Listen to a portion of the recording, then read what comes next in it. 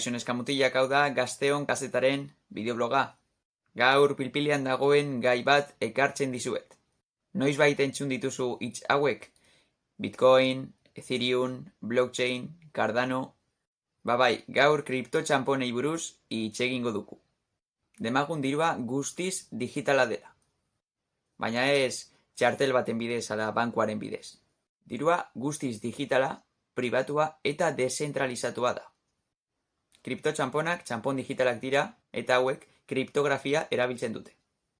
Banku zentralek eta gobernuek ez dute kontrolatzen. Kriptotxanponek blockchain sistema erabiltzen dute. Beste bideo batean azalduko dugu zer den. Hau erabiltzen da transakzio guztiak pribatuak eta seguruak izateko. Baina zein izan zen lehenengo txanpon digitala, lehenengo kriptotxanpona? 2009an Satoshi Nakamotok Bitcoin sortu zuen. Lehenengo kriptotxanpona. Oraindik ez dakigu nor den edo nortzuk diren Satoshi Nakamoto.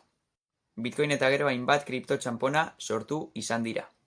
Eta haien prezioa asko aldatu egin da. Gora, bera, gora. Horregatik, kriptotxanponak erabili baino lehen ezagutu behar ditugu eta ikasi behar dugu. Are gehiago inbertitu nahi badugu, kontu handiz ibili behar dugu.